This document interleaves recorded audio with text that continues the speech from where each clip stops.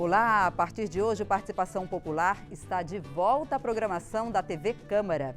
Todas as segundas-feiras temos um encontro marcado, sempre de meio-dia a 13h. Seja bem-vindo, seja bem-vinda. Aqui vamos ouvir você e conversar com especialistas sobre temas que impactam o nosso dia a dia. Hoje vamos falar sobre racismo nas escolas. Recentemente vieram à tona casos de racismo no ambiente escolar, o que preocupa os pais, professores e a comunidade de uma forma geral. O que a gente viu na prática já havia sido mostrado numa pesquisa realizada no ano passado pelo Instituto de Pesquisa IPEC, o Instituto de Referência Negra Peregum e o Projeto SETA. Nesse estudo, o ambiente escolar é apontado por 64% dos brasileiros entre 16 e 24 anos como o lugar onde mais sofrem racismo. Mulheres negras são maioria, 63%, entre os que afirmam enxergar a raça como o principal motivo de violência nas escolas. E para falar sobre esse assunto, nós recebemos aqui no estúdio Zara Figueiredo, que é secretária de Educação Continuada, Alfabetização de Jovens e Adultos, Diversidade e Inclusão do Ministério da Educação. E Ellen Sintra, que é professora da Secretaria de Educação do GDF, do Governo do Distrito Federal, doutora em Educação, especialista em Educação Antirracista, né, Ellen? Ellen, Zara, sejam bem-vindas aqui nessa reestreia do Participação Popular e para falar de um assunto tão importante que é racismo no ambiente escolar. Eu começo com a Ellen. Ellen, nenhum bebê chega ao mundo racista, preconceituoso, nenhum adolescente chega a esse mundo racista, ou seja, isso é ensinado para as crianças e para os adolescentes, né? A gente já pode começar falando aí sobre racismo estrutural. A pessoa aprende a ser racista sem perceber que está aprendendo a ser racista? Seja bem-vinda. Obrigada. Você, só uma pequena correção, sou doutoranda, então ainda no processo de estudos, mas chega lá. E eu acho que é super importante colocar essa primeira pergunta para a gente saber em que chão a gente está pisando, né? Como é que a gente tem crianças com comportamentos que são agressivos ou contundentes no sentido da violência racial, assim como professores, assim como a comunidade escolar, né? De onde parte isso? Você trouxe a resposta, né? Que é a resposta que o movimento negro tem pautado ao longo dos anos, assim, né? Nas últimas décadas, e outros entes sociais também. Então, racismo enquanto estrutural e estruturante das relações sociais, ele vai permear a minha relação com você, a minha relação com a Zara, a minha relação com qualquer pessoa dentro do meu ambiente familiar e também dentro do ambiente escolar. A gente pensa em racismo como basicamente esse tecido que vai estruturar todas as relações e, portanto, as instituições. Nesse sentido, isso não está descolado, por exemplo, de um histórico absolutamente violento que a gente tem no Brasil e no mundo, né? Então, a violência da escravização, a violência contra as populações negras, contra as populações indígenas e outros grupos que são racializados no sentido de pregar ou inventar uma diferença forjada, né, de superioridade ou de inferioridade, vai impactar como eu vou perceber as pessoas ao meu redor e também a mim mesma, por exemplo, enquanto mulher negra. Certo. Zara, do Ministério da Educação, Zara Figueiredo, também muito obrigada pela presença, pela participação aqui na nossa reestreia, né, a reestreia do Participação Popular. E a gente já vai começar falando aqui da Lei 10.639, que é uma lei já antiga, tem há bastante tempo, e essa lei, ela obriga, né, Zara, o ensino da história e da cultura dos povos africanos e afro-brasileiros nas escolas. Ainda é difícil colocar em prática essa lei? Então, bom, eu agradeço pelo convite, pela importância do tema. Então, não é fácil. Quando você pensa em implementar qualquer legislação no Brasil, você sempre tem que considerar, sobretudo, em política educacional, que a gente tem 5.000 e tantos municípios, 5.000 e tantas redes muito diferentes, estaduais, municipais, isso sem contar a privada. E entes federados, municípios, estados muito diferentes na sua capacidade de implementar a política. Então, é sempre aquele dilema, não é? Entre um marco normativo e uma real implementação, você tem um caminho aí no meio. E muitas vezes você tem uma lacuna. Então, existe uma dificuldade de você implementar para todos os entes federados a um só tempo, né? Então, essa é a questão. A Lei 10.639 não é muito diferente disso, né? Então, passados 21 anos dessa lei, quando a gente olha Se a gente pega uma pesquisa do ano passado, me parece, que também do Instituto Lana, quando se pergunta quanto dessa lei teria sido implementada, parece que os professores respondem apenas um pequeno percentual. Outros dizem que, alguns professores dizem, olha, eu já ouvi falar sobre essa lei, mas eu não sei exatamente o que é. Então, isso mostra para nós que, de fato, depois de 2 décadas, nós temos um nível de implementação da 10.639 muito baixo, né? Mas, obviamente, isso ocorre por um conjunto de fatores. Então, o que faz uma determinada legislação ser implementada em algum grau ou outro vai depender de um conjunto de fatores, como, por exemplo, como que a União, o governo federal, coordena essa política, não é? Quer dizer, embora os estados e os municípios eles sejam autônomos e o Ministério da Educação não pode obrigar os entes, você tem desenhos de coordenação que ajudam os entes federados a implementarem determinada política. Então, passa muito pelo arranjo de implementação que você vai lançar a mão para que boa parte das redes implementem ou não. A gente vai voltar a falar aqui da Lei 10.639, né, que é fundamental, né, Zara, a Ellen também, para a gente combater o racismo nas escolas, o racismo no ambiente escolar. A gente já vai voltar a falar sobre esse assunto e, inclusive, também sobre a questão da punição, se o caminho seria pela punição ou pela educação. A gente já volta a falar sobre isso, porque agora a gente vai ouvir o deputado Gilmar Tato, secretário de Comunicação da Câmara dos Deputados, mandou um recadinho sobre a reestreia do Participação Popular. Olha, é a possibilidade da população voltar a participar da TV aqui da Câmara. Existia antes, acabou em função da Covid, e a participação popular desse programa faz parte de uma nova organização que nós estamos fazendo na TV Câmara, inclusive na investimento em equipamentos, em tecnologia. E não adianta você ter todo esse aparato se você não tem essa interação com o público e o público opinar em relação às leis, os debates, os projetos que estão acontecendo aqui. Então, esse programa Participação Popular promete, e eu tenho certeza absoluta que o pessoal vai participar muito e vai interagir muito com a TV Câmara. Aí a palavra do deputado Gilmar Tato, secretário de Comunicação da Câmara dos Deputados, falando sobre a volta do Participação Popular. Retornamos aqui falando sobre racismo nas escolas. A gente estava conversando com a Zara Figueiredo, do Ministério da Educação, falando sobre a Lei 10.639. É difícil ainda por todas essas nuances que você colocou, né, Zara? A gente tem aí o nível municipal, estadual, mais de 5.000 municípios. É realmente difícil, mas é o caminho. Sim. A gente precisa fazer um esforço e o que o Ministério tem feito, Zara, para tentar ajudar as escolas, os entes, né, federados para implementar essa lei? Então, nós ficamos basicamente 1 ano fazendo o desenho dessa Política Nacional de Equidade, Educação para as Relações Étnico-Raciais e Educação Escolar Quilombola, que foi publicada, a Portaria 470, foi publicada no dia 14 de maio. Então, durante 1 ano, nós construímos o desenho dessa política. E, obviamente, como toda política, ela vem de um conjunto de evidências que nós temos sobre o racismo, né? O racismo nessa perspectiva da política educacional. Então, o primeiro movimento que nós fizemos, porque, né, nós já temos um acumulado, não é que a política lançada agora, ela nasce agora. Muitos, né, que vieram antes de nós, dessa gestão do MEC, já produziram vários desenhos de política. Então, a própria formação de professor, enfim, você tem um conjunto de ações que já foram construídas. Como a professora disse, você tem um ativismo do movimento negro histórico nesse debate, não é? Então, o que nós fizemos foi pegar todas essas evidências, tudo que já tinha sido construído ao longo do tempo e pensar, não é? O que o MEC precisa responder em termos de uma política sólida da 10.639, né, que foi alterada em 2008 pela 11.645, mas do ponto de vista racial, o que o MEC precisa responder?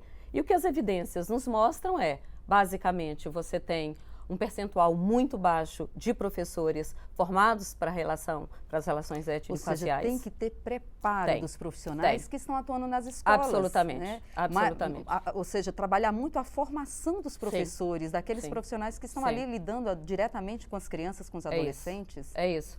Se a gente pega, por exemplo, os dados do censo escolar, porque tanto no censo escolar quanto no SAEB, você tem duas questões lá no censo que são respondidas pela escola.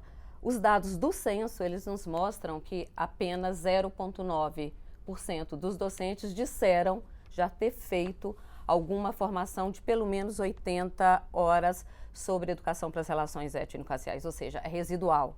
Então, do ponto de vista de formação, você tem aí uma lacuna significativa, né? E você tem um outro elemento que você precisa trazer para essa equação, né, analítica, que é a maior parte dos nossos professores hoje são formados à distância. Parece-me, não sei se o dado é exatamente esse, mas chega a 80% de formação à distância. E nós sabemos que existem muitos cursos com qualidades questionáveis. Portanto, você já tem uma formação à distância. Isso mostra para nós que você tem alguma fragilidade nessa formação. E quando você trata desse tema específico, a coisa fica mais aguda. Certo.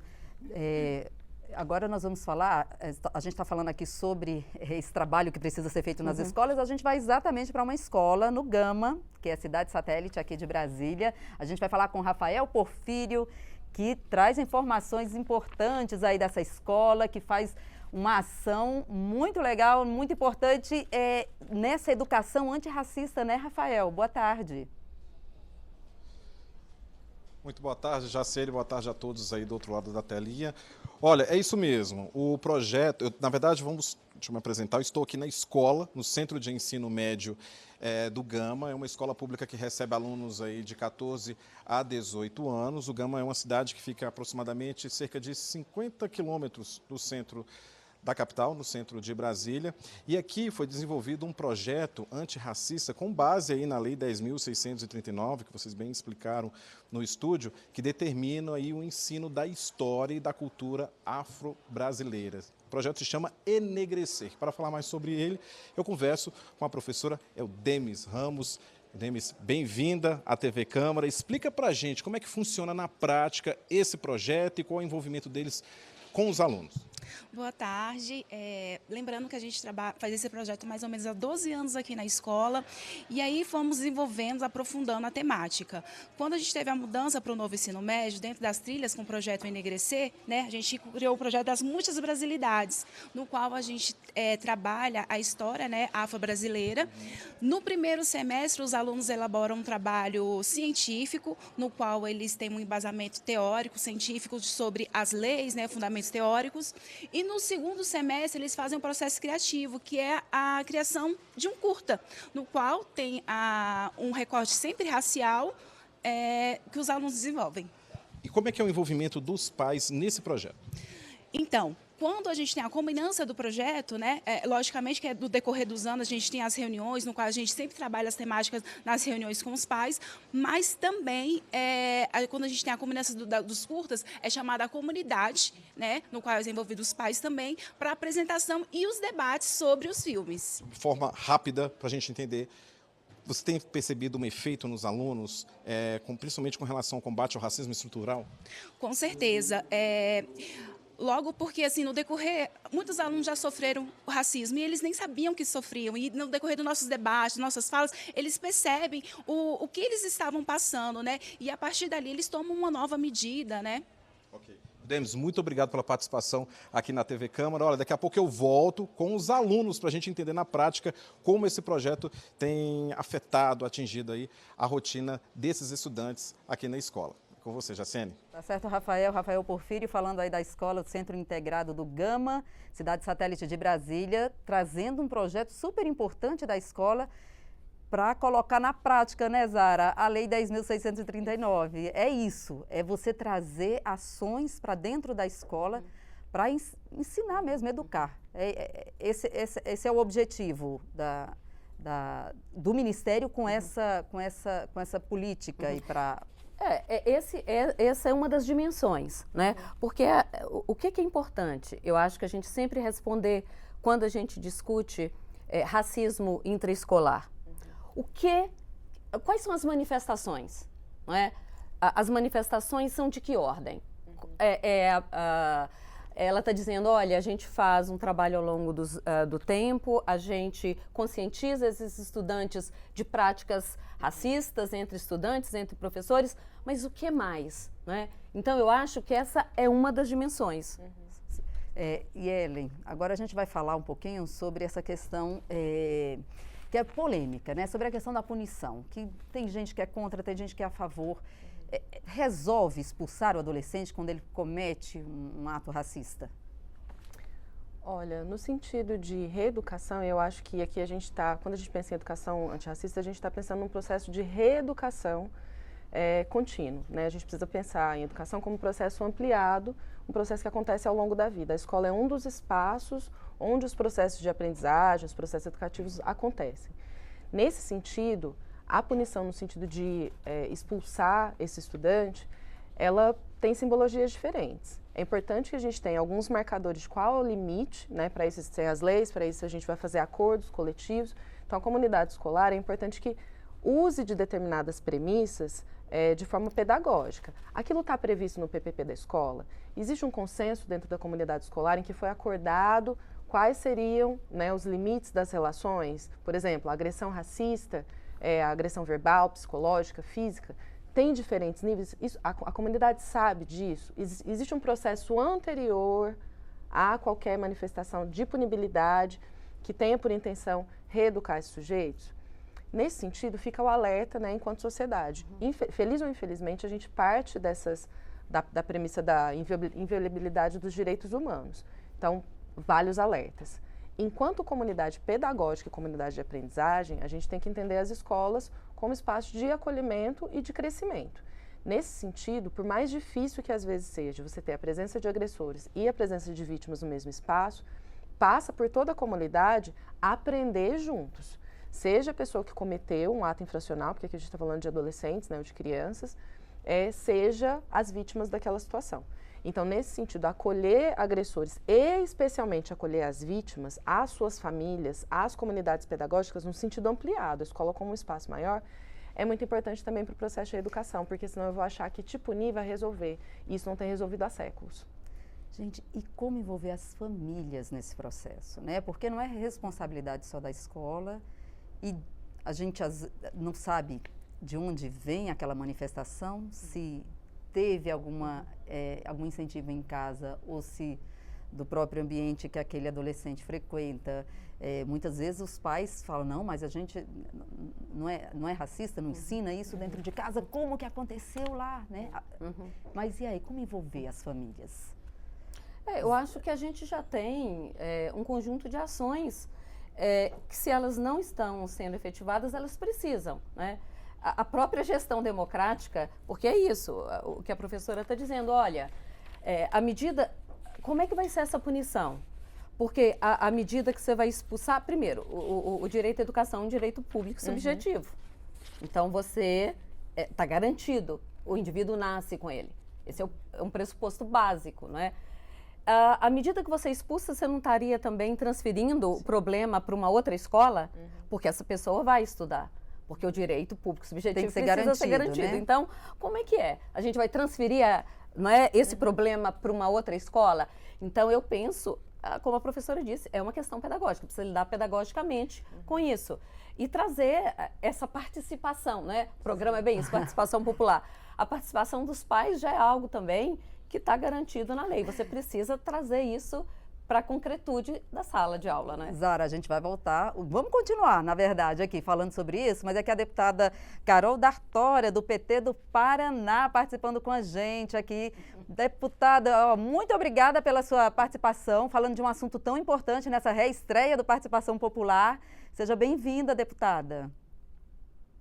Muito obrigada, estou muito feliz de ter sido convidada para falar um pouquinho sobre esse tema, porque inclusive propus um projeto aí na Câmara que fala justamente sobre a violência racista na escola. Então, eu que agradeço, estou muito feliz de poder contribuir aqui com vocês. Deputada, e esse projeto? Fala um pouquinho então para a gente dessa proposta, que a gente está aqui debatendo, discutindo como combater esse racismo no ambiente escolar, né? E é uma A ideia do projeto... Sim, pode falar. Projeto prevê que se crie um protocolo de atendimento às vítimas de racismo na escola. Eu fui vítima de racismo na escola, eu sou uma mulher de 40 anos e sou professora. Então, depois que eu me formei e retornei para a sala de aula, eu imaginava que eu terminei meu ensino médio até retornar para a sala de aula como professora, que as situações de racismo, de violência racista, eu achava, me iludi, né? Achava que isso havia sido superado. E eu percebi que não, né? Mesmo retornando muitos anos depois para a sala de aula, para a escola, para o cotidiano da escola, eu vi que essa violência ainda existia, que ainda permeava o cotidiano, que ainda é razão de prejuízo de muitas estudantes negras. A gente percebe que os meninos negros sofrem muita violência racista, mas com as meninas negras, com as estudantes negras, a gente vê a soma do racismo com o machismo. Então, também tem pesquisas hoje que mostram quanto muitas mulheres negras no Brasil são afetadas no seu desenvolvimento, no seu pertencimento, na sua autoestima, em decorrência da violência que sofrem na escola, por causa da textura do seu cabelo, da cor da sua pele.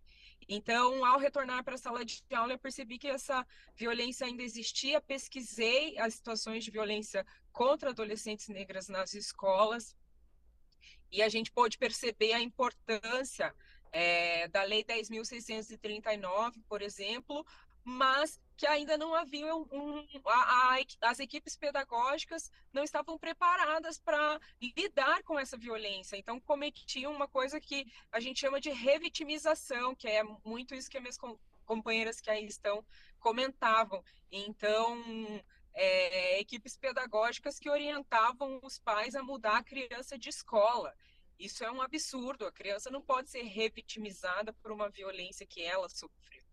Então, a ideia do projeto é criar um protocolo para que as equipes pedagógicas estejam preparadas para lidar com essas situações de violência que não podem permanecer continuando nas escolas, porque as escolas não podem mais ser espaços de tortura para a população negra. Não é mais possível que uma criança, que uma estudante vá para a escola, que é o espaço de formação, é o espaço que a gente deseja que a pessoa desenvolva senso crítico.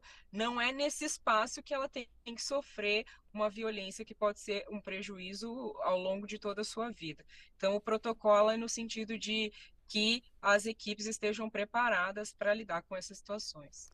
Tá certo. Deputada Carol D'Artora, do PT do Paraná. Deputada, muito obrigada pela sua participação e que o projeto consiga aí, né, passar pelas comissões da Câmara, ser aprovado aqui na Câmara e no Senado, porque é uma proposta importante para ajudar a combater o racismo e amparar também as vítimas, né, deputada?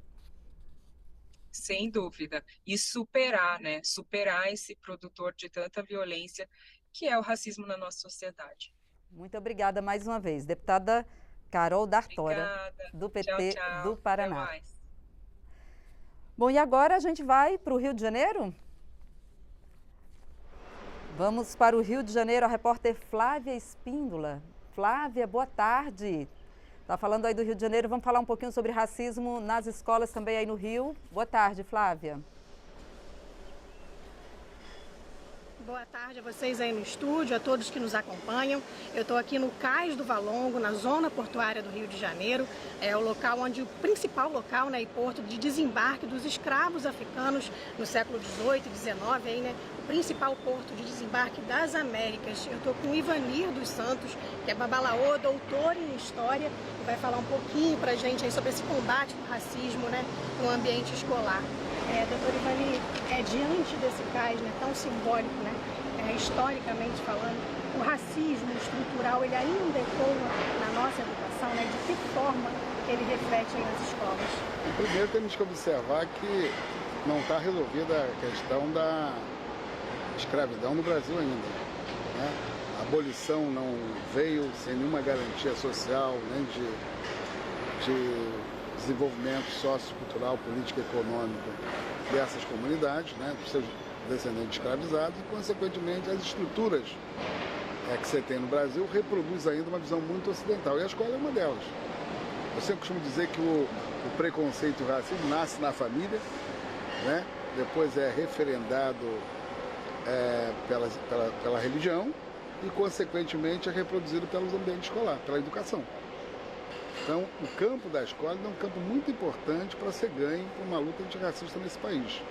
E um dos maiores exemplos disso é a aplicação da Lei 10.639. A dificuldade que você tem, uma lei federal que obriga o ensino fundamental e médio a ensinar a cultura africana, a história africana, a cultura dos afro-brasileiros, a história dos afro-brasileiros, e há uma resistência enorme na aplicação. Porque o Brasil não só foi feito de portugueses, não foi só feito do Império, né? Consequentemente não foi feito também só dos imigrantes depois que vieram, portugueses, alemães. Muito pelo contrário, você vê que a história geral, quando você estuda nada da África. Você estuda até o absolutismo na Inglaterra, você estuda o Bismarck na Alemanha, né? Olha só, você estuda até o Mussolini, você estuda da Itália, mas sobre os grandes reinos, as grandes contribuições civilizatórias que os africanos deram, não é ensinado. O único país, digamos, chamado país hoje, que não era na época, que você estuda é o Egito, mas parece que não está na África, né? Você estuda o Egito como se estivesse acima de tudo, né? Que é um país africano. Então, acho que se você vive a escola reproduz um modelo de educação civilizatória, que é o ocidental, obviamente você vai estar cada vez mais reproduzindo o preconceito, a discriminação contra os descendentes dos escravizados, dos africanos, vamos assim dizer, que trouxeram grandes coisas para a sociedade brasileira, né? Eles trouxeram com si as suas sabedorias da metalurgia, da própria arquitetura, né? Você está aqui diante de uma obra, tanto o Castro Valongo está aqui acima da Imperatriz, do qual foi feito pelo André Rebouças, né? Que foi um engenheiro do século XIX, né? Um dos grandes engenheiros, o pai da engenharia brasileira. Você está diante de um galpão que foi construído por ele, onde seria um porto, né? Um porto mais moderno do país. Então as crianças negras não sabem disso na escola, nem as brancas, consequentemente. Então vai saber que muito além de estar o corpo escravizado, você tem grandes contribuições dadas ao nosso país, à identidade cultural do nosso país. Eu sempre digo que esse país tem uma identidade muito forte, que você tem, seja você olhar as escolas de samba, seja lá a congada, o maracatu, o jongo, a capoeira, né, da humanidade de você ser brasileiro. Isso vem das nossas pertences. Fundamental que esse conhecimento seja levado adiante e a lei seja aplicada de fato, né? Muito obrigada, professor. Certeza. Voltamos ao estúdio. Flávia, muito obrigada pela participação. Agradecemos também ao professor de História, né, o professor Ivanir dos Santos. Muito obrigada. E o professor trouxe essa questão aí para ajudar a gente a entender o racismo estrutural. Quer dizer, a escola, ela acaba reproduzindo também o racismo, né? É isso mesmo. E aí a gente precisa entender que a escola, enquanto esse espaço, ela é um dos desdobramentos da lógica educativa, né? O país, querendo ou não, o Brasil nasce, assim como vários outros países, durante o período de colonização, né, como frutos da colonização, da expropriação das populações negras, indígenas, né, das pessoas daquele território, né, exploração, genocídio, enfim. A educação nasce numa premissa de uniformizar, de homogeneizar. Então, a gente não tem, por exemplo, os valores africanos ou indígenas como a base da relação para os processos educativos, seja no sentido da forma de ver, as tecnologias que são produzidas, as formas de produção agrícola, como o Babalau falou, né? Então, a gente não usa essa premissa de pensamento, a gente usa a premissa do colonizador. A base da educação, ela nasce de um ideário de apagamento. A partir disso, a partir do apagamento, né, a partir do genocídio, a partir do epistemicídio, que é quando a gente limpa, né, as formas de pensar e de compreender o mundo de determinados povos, que são aqueles que são violentamente colonizados, essas minúcias, essas pequenas ou grandes coisas, no caso, elas acabam penetrando no currículo, na forma de educar, na forma de conformar, organizar aqueles corpos naquele espaço, num sentido de dominação mesmo, de controle. E aí que as escolas precisam mudar, né? E é isso, as escolas precisam mudar. O currículo é um dos elementos, não é? E quando a gente fala do currículo, não é o currículo em si mesmo, né? Nós não estamos falando do currículo em si mesmo. Nós não estamos falando que reescrever a história e a contribuição dos povos negros indígenas para a construção do país é um fim em si mesmo. Isso tem uma relação direta com uma das questões centrais de qualquer escola, que é a produção de conhecimento, aprendizagem. Ou seja, a forma como o currículo expressa a contribuição dos povos ou não expressa, isso diz respeito à aprendizagem das crianças. Porque você não se vê refletido não só naquele texto, naquela narrativa, nesse livro didático. Então, existe um mal-estar... E a violência começa aí, né? Exato. A violência começa aí. Isso, existe um mal-estar quando se diz isso. Não, nós estamos tratando do direito à educação. Quando a gente discute essas ausências no currículo, quando a gente discute essas ausências na formação de professor, nós estamos falando da mesma coisa, que é direito à educação no Brasil. E aí, nesse sentido, a gente chega à conclusão que, de fato, os estudantes, sobretudo os estudantes negros, eles estão assumindo uma condição de cidadão de segunda classe dentro do direito à educação, né? E não é só o currículo, a organização das salas de aula. Como é que as salas de aula são organizadas? Porque também não vai adiantar mudar currículo, né? Se não tiver esse olhar para o ensino de verdade. É preciso alterar o currículo, é preciso que isso esteja muito expresso no projeto político-pedagógico da escola, que não pode ser uma peça de gaveta burocrática. Isso precisa estar posto na organização. Você começa o programa hoje dizendo, olha, isso é uma construção, não é? Bom, em sociedades que são estruturadas nessa lógica, a concepção de como organizar os espaços precisa ser colocado, porque isso também não é natural. Então, a forma como a sala de aula é organizada, a forma como os cartazes estão dispostos e quem são, quem está lá nos cartazes, qual é a literatura que está posta na sala de aula, como é que o recreio é organizado, quais crianças sentam onde, como que os professores são alocados em salas de aula, como é que as salas de aulas são organizadas. São os alunos, é sempre aquela história, os brilhantes, excelentes e os ineducáveis. Nós sabemos onde que os estudantes negros estão na organização dessas salas. Um longo trabalho a ser feito, né? Sim. Nós vamos voltar para a escola lá do Gama, o Centro Integrado do Gama, com Rafael Porfírio. Olá, Rafael.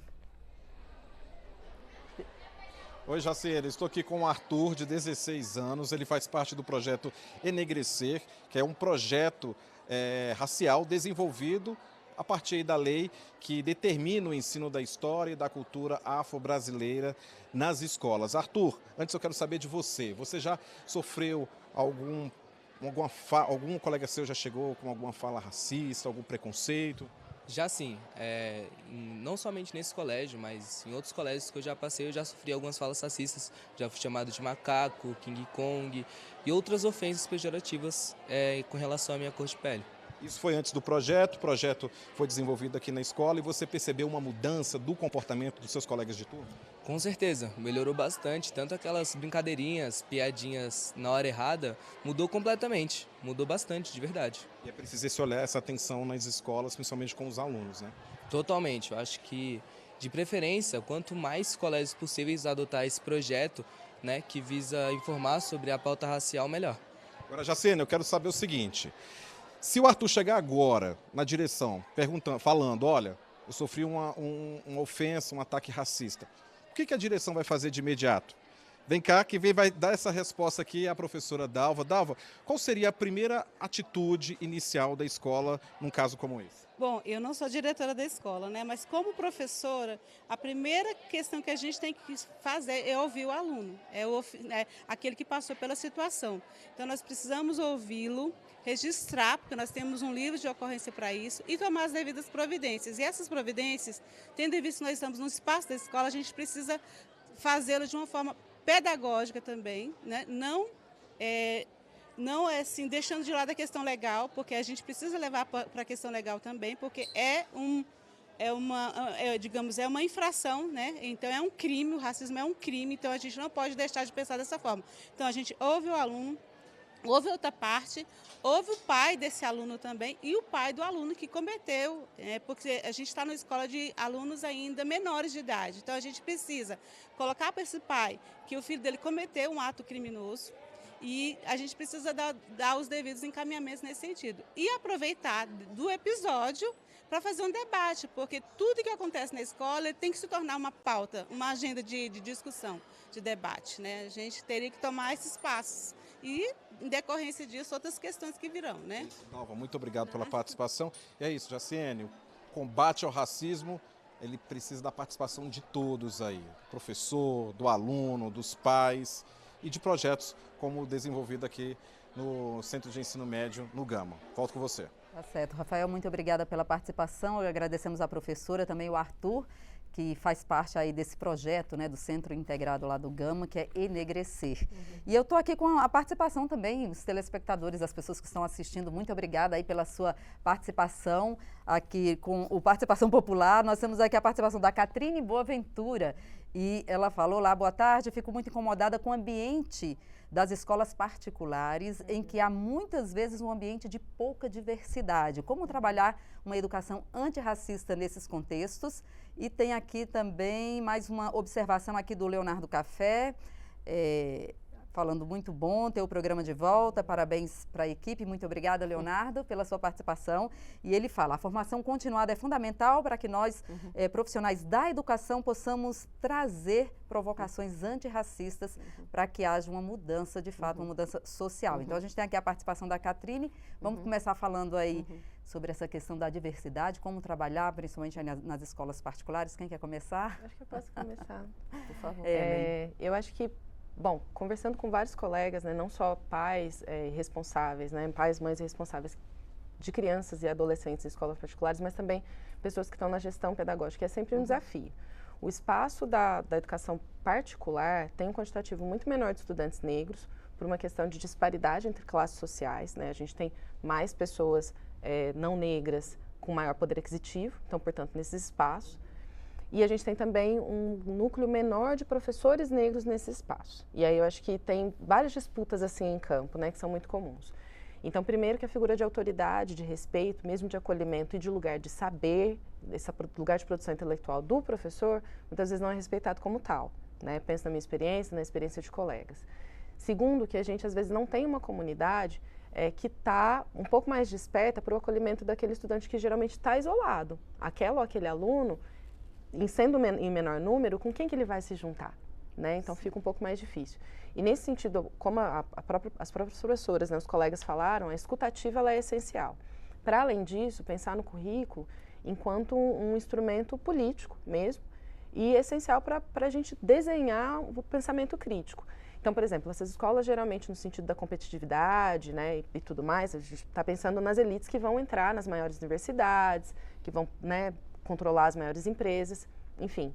A gente está pensando também, por exemplo, de exames, de que forma a gente está preparando esses estudantes para pensar criticamente sobre a história, de que forma eu estou não só compartilhando cultura e marcos, né, da história negra ou da história africana, né, brasileira ou internacional que seja, mas de que forma que eu estou fazendo que essas pessoas pensem no seu lugar de privilégio, enquanto um privilégio acumulado ao longo da história, para poder pensar as situações reais em que eles se beneficiam e acabam de outras formas, para uma questão de construção social,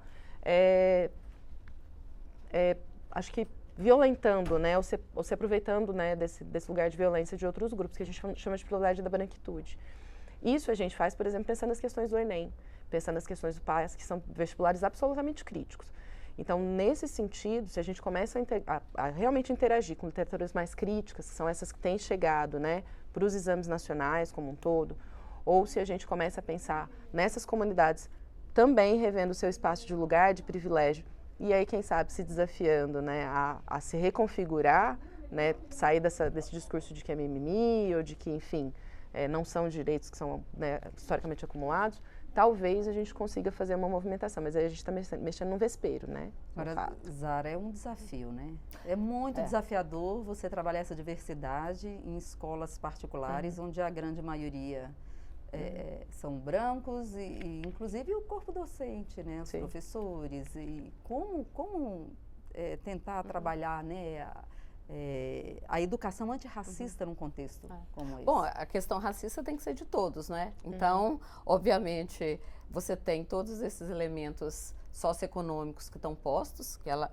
né, perfeitamente relatou, mas a discussão racista, antirracista é para todos, né? E também o direito à educação é para todos. Então, isso precisa ser trazido e tensionado. Não faz sentido compreender que uma educação antirracista não deva estar presente dentro de uma escola, ainda que a escola seja uma escola de elite, uma escola branca. Isso precisa ser um debate, porque isso, a LDB, quando você tem uma alteração do artigo 26, isso não é para a escola pública. A LDB é para a educação, né? Então, esse já é um pensamento bastante enviesado da discussão. Olha, isso é para esse grupo e não é. Isso não faz nenhum sentido. Agora, que é um desafio, mas que precisa ser enfrentado. Então, quando a deputada fala dos protocolos, dentro dessa política agora nós temos 5 protocolos, né? Porque a forma que o racismo se expressa, por exemplo, na educação infantil, é muito diferente do ensino médio do Arthur, como o Arthur fala. Na creche você não tem um grupo fazendo um projeto enegrecer e as crianças, né, apresentando suas questões.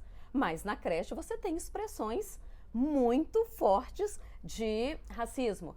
Os textos da Eliane Cavalheiro já mostram isso para nós, não é? Como que é a relação da professora quando uma criança negra ou uma criança branca cai, a forma que ela interage nas brincadeiras. Então, dentro dessa política, né, que foi anunciada e a portaria foi publicada, nós temos 5 protocolos. O enfrentamento, né, a resposta, mas também tem a prevenção. A prevenção e a resposta ao racismo intraescolar na creche, depois no pré-escolar, no ensino fundamental 1 e 2, no ensino médio e no ambiente universitário. E isso não é só para a escola pública, obviamente é também para a escola particular. Agora, basta ter o protocolo? Não, porque se fosse só ter o protocolo, é muito tudo fácil, resolvido, não é? Então, agora, os pesquisadores que se interessarem, eles vão poder se inscrever nesse edital. O edital vai sair pela Unesco para a criação desses 5 protocolos. Esses protocolos, lá no âmbito do MEC, eles vão ser acompanhados por uma equipe interdisciplinar, porque se trata de questão pedagógica, mas também você precisa ter um desenho. Os protocolos exigem algumas habilidades muito específicas. Você tem uma nuance que é a jurídica. Então, a gente vai ter esses 5 protocolos exatamente para que as redes se sintam mais seguras. Embora o protocolo sozinho, ele não dá conta. Então, uma das questões que estão vinculadas ao protocolo é exatamente a formação e a indução. A política pública, você não altera um comportamento institucional via conscientização unicamente. Para você alterar um comportamento de uma instituição, você precisa ter instrumentos de política muito bem definidos. E um deles é a indução. Ou seja, o governo federal precisa induzir alteração de comportamento, né? Então, você cria incentivos positivos para que as instituições mudem seu comportamento. Tá certo. A gente vai voltar agora a falar com o Rafael Porfírio, que está lá no Centro Integrado do Gama. Rafael. Oi, Jaciene, olha só, qual é o resultado desse projeto na vida acadêmica, no dia a dia dos alunos? Aqui comigo a Sofia e a Ana Clara vão dizer. Sofia, o que você desenvolveu a partir deste projeto?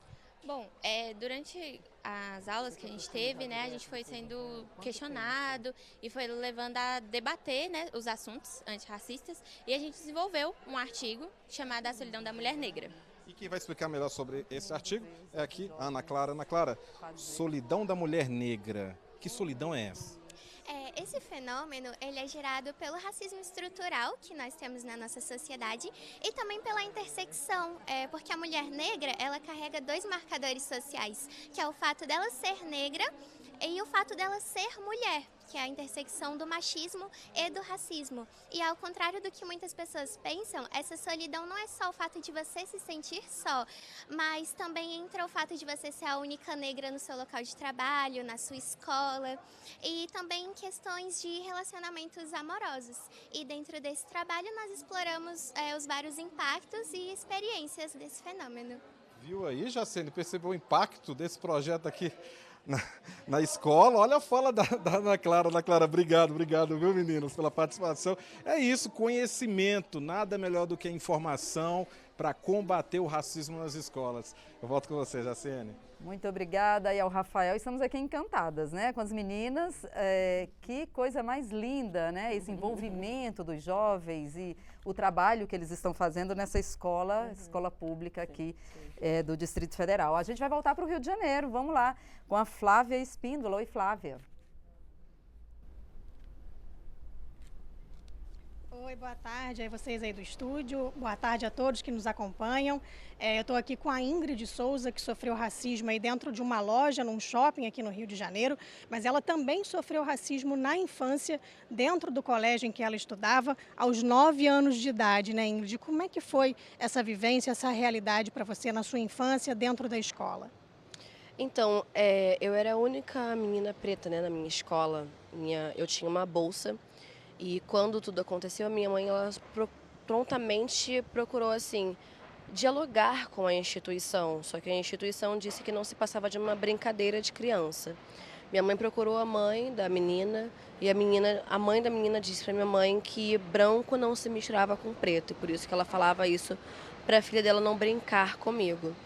Então minha mãe teve que recorrer a uma delegacia, eu tive que fazer exame de corpo de delito, tive que passar pelo conselho tutelar, tudo para que eu fosse respeitada como uma criança deve ser dentro de uma escola. E você tinha me contado que você já sofria, na verdade, atos racistas dentro da escola, mas você não levou isso a conhecimento dos seus pais, só depois que, por acaso, seu pai presenciou, né, você chorando ali na escola, que isso veio a público. E aí, como é que foi esse momento? Exatamente. Sempre tinha umas brincadeiras de quem tem coragem de dar um pescotapa na cabelo duro da sala, quem tem coragem de dar uma banda, até que um certo dia tacaram um copo na minha orelha, que ficou uma bolinha e já era na hora da saída. Meu pai, quando chegou para me buscar, viu que eu estava chorando e aí eu tive que contar, porque eu tinha muita vergonha, eu achava que eu estava errada por ser a pessoa diferente na sala. Então eu não chamava meu pai para poder falar, eu sempre só era violentada e ficava quietinha na minha. Agora, você acha que você tem uma filha também, né? Apesar de ter um aninho ainda, como é que você espera que seja o futuro para ela? Tem algum receio, algum medo que ela possa passar isso na escola também? Tenho. Eu tento construir uma narrativa com ela dentro de casa de uma geração bem diferente da que eu recebi. Porque quando eu era criança, eu tinha que ouvir pela educação que a minha mãe teve, por a minha avó já ter sido escrava, a criação que ela teve foi: você já é preta, então você tem que ficar comportada, você já é preta, então você não pode usar roupa colorida muito chamativa. E nisso foi se construindo uma educação que foi a que ela recebeu e pôde me ofertar, de que nós pretos já somos demais, já parecemos demais por sermos pretos. Então, a gente tem que fazer o mínimo possível para não aparecer e não causar um constrangimento no ambiente em que a gente chega. E para minha filha não é isso que eu quero levar. Para minha filha eu quero demonstrar que ela também tem direito de estar num espaço, seja ele de poder ou num espaço escolar, que é um espaço que deve ser um espaço democrático, que ela tem que ser respeitada quanto pessoa, quanto ser humano, que ela pode sim brincar, falar, cantar, dançar, ser a dançarina principal do balé da escola, ser a pessoa que se apresenta no teatro da escola, e tudo bem, ela pode ser ela pode ser livre na escola e em qualquer outro ambiente. Tá certo, muito obrigada, Ingrid, pela sua participação. É isso, conhecimento, e eu acho que o avanço da legislação, né, apesar da gente estar caminhando a passos lentos, a gente está caminhando e espera aí para uma melhora no futuro. Voltamos ao estúdio com vocês. Flávia Espíndola, muito obrigada pela participação. Agradecemos aí a TV Alerj, a TV da Assembleia Legislativa do Rio de Janeiro. Muito obrigada, Flávia, pela participação e trazendo esses depoimentos tão importantes aqui nesse tema, né, sobre racismo no ambiente escolar. Muito obrigada. Gente, só o depoimento da Ingrid, a gente faria mais um programa aqui, né? Porque ela trouxe tantas nuances sobre esse assunto, das crianças em sala de aula e do que uma criança negra pode sofrer hoje no ambiente escolar. É muito duro isso, né? É quase uma concessão, né? Sim. Ela coloca a experiência dela, estar naquele espaço era quase uma concessão. Você vê que tem, mas veja, que a gente tem, mesmo com todos... Né, os desafios, você tem uma mudança significativa nessa transição geracional, né? Ela, enquanto aluna, ela se via naquele espaço quase a educação como uma concessão. A filha dela como direito. Você tá bem marcado isso, né? Já traz aí uma mudança, né? Sim. Mas é muito difícil, é muito duro, assim, para as crianças, para os jovens, né? Sim, e pensar que essas experiências, o racismo, a gente tem uma fala muito comum, assim, né? Que o racismo, quando ele não mata, ele enlouquece. E o nível de gravidade de verdade, assim, que pode estar implícito numa afirmação como essa, é no sentido de chamar a nossa atenção mesmo para o impacto do racismo ao longo da vida das pessoas. A gente fica, enquanto sociedade brasileira, né, numa sociedade de racismo velado, de racismo por denegação, enfim, você celebra, mas não quer aquela pessoa do seu lado. A gente precisa entender que, especialmente quando ele acontece na infância e na adolescência, que são fases cruciais do desenvolvimento dos sujeitos, você não vai ter só um abalo na autoestima. Você vai ter a informação para aquele sujeito que ele não pertence ao mundo. Então, ele não só não pertence à escola, ele não pertence à sociedade, ele não pode ocupar diversos espaços, o espaço que ele quiser. Então, é muito bom que, geracionalmente falando, a gente tem essas mudanças, mas, infelizmente, a gente tem que olhar que a experiência dela não é diferente da minha, que não é diferente da minha sobrinha, que não é diferente da minha filhada, e é uma história que é cíclica e continua. Então, não parou. De geração em geração. Houve a mudança, né, Zara? Sim. Mas... essa marca ainda, essa questão do racismo, sofrimento que como você falou, a pessoa carrega para a vida toda, né? O depoimento dela deixa muito claro, muito evidente isso, o quanto é difícil, né, para uma criança sofrer. E ela está dizendo, ali você está vendo um trabalho do âmbito da família. Sim. Você não está vendo, não é, essa alteração, nós não podemos afirmar que isso esteja acontecendo também da mesma forma nos ambientes escolares, pelo jeito não. Quer dizer, essa mudança de comportamento... já essa mudança no ambiente escolar, sim, né? A postura da direção da escola, sim, dos professores. Mas veja que é a mãe dela que está dizendo, né? Olha, minha filha hoje, eu digo isso para ela. Ou seja, agora você tem um movimento que a escola, ela precisa, a política educacional precisa fazer esse movimento. Se você pegar, e aí eu acho sempre importante fazer essa questão, né? Quer dizer, o que nós queremos da 10.639 na sua amplitude? O que nós queremos? Não é a questão do currículo é vital, porque ela tem efeito sobre outras coisas.